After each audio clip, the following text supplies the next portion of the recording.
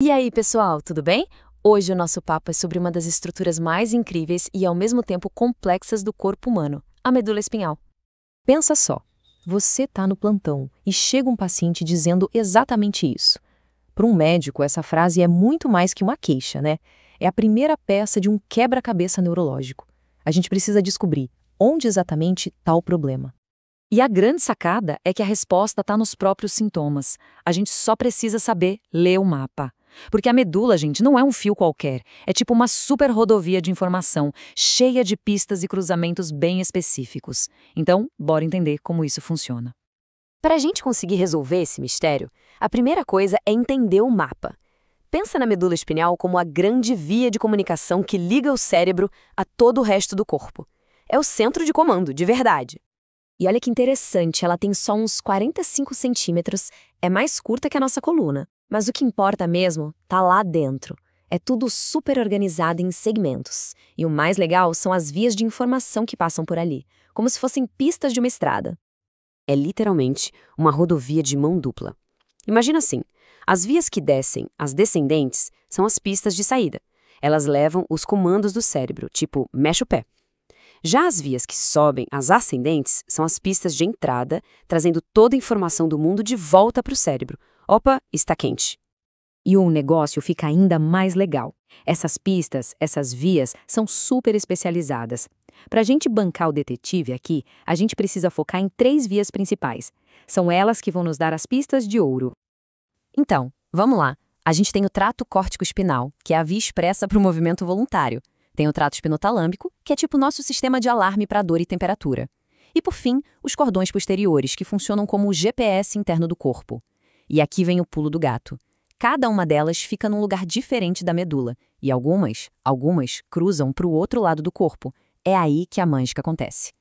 Ok, agora que a gente já tem o nosso mapa em mãos, vamos voltar para os casos clínicos. E para começar, um quebra-cabeça clássico, daqueles que parecem não fazer sentido nenhum no começo.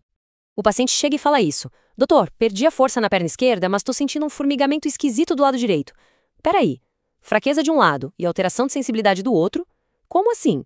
Pois é, isso tem nome, e é a elegantíssima Síndrome de Brown-Séquard.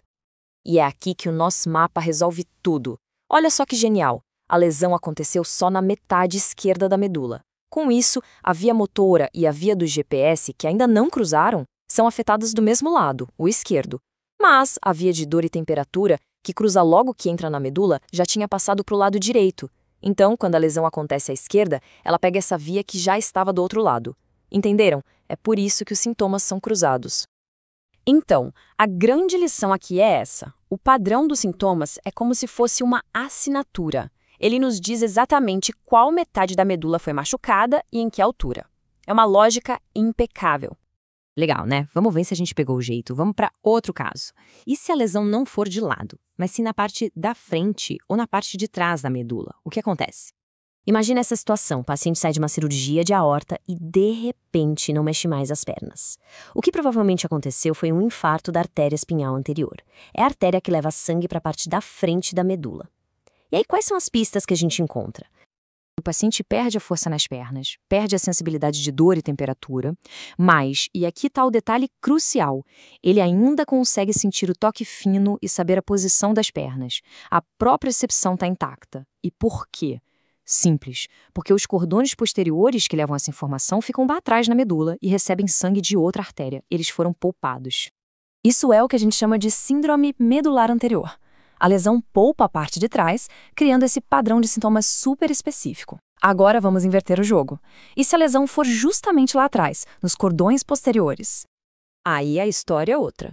O paciente chega reclamando de dificuldade para andar, uns choques nas pernas. A queixa principal não é fraqueza, mas sim equilíbrio, sensações estranhas. Totalmente diferente do caso anterior.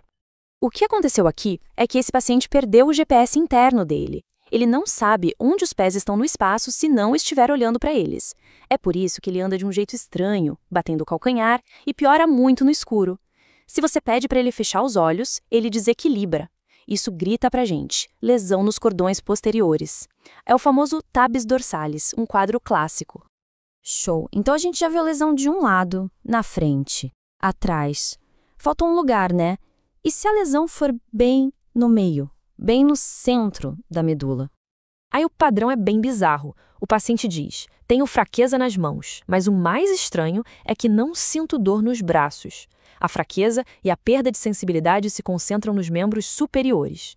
Sabe por que isso acontece? Porque a lesão bem no centro pega em cheio as fibras de dor e temperatura que estão cruzando ali no meio da medula. E adivinha quais fibras cruzam bem ali? Justamente as que vêm dos braços e ombros. Por isso que dá essa sensação de perda de sensibilidade em capa ou chale, sabe? Sobre os ombros e braços.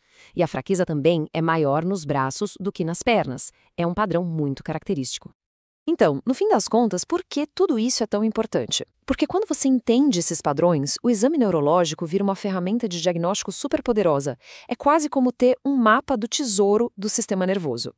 A lógica do detetive neurológico é basicamente essa. Primeiro você ouve a queixa do paciente, que é a sua pista inicial. Depois, você examina procurando os padrões de força, reflexos, sensibilidade. Aí você consulta o seu mapa mental, a anatomia das vias. E, finalmente, bum! O padrão dos sintomas te mostra com uma precisão incrível onde está a lesão. Isso não é só teoria, gente. É o que permite a um bom médico, muitas vezes, sem nem precisar de uma ressonância na hora, saber exatamente onde está o problema. Cada padrão de sintoma é uma assinatura única. Ele revela a localização exata e, muitas vezes, até a natureza do dano na medula. Então, da próxima vez que você pensar no sistema nervoso, não imagina só um monte de fio emaranhado. Pensa num sistema superlógico, mapeável, onde cada sintoma está contando um pedacinho da história. Isso me leva a uma última pergunta. Se cada padrão de sintoma conta uma história tão precisa, o que será que o seu corpo pode estar tentando te dizer? Fica aí a reflexão. Espero que essa análise tenha ajudado a gente a desvendar um pouco mais desse universo fascinante. A gente se vê na próxima.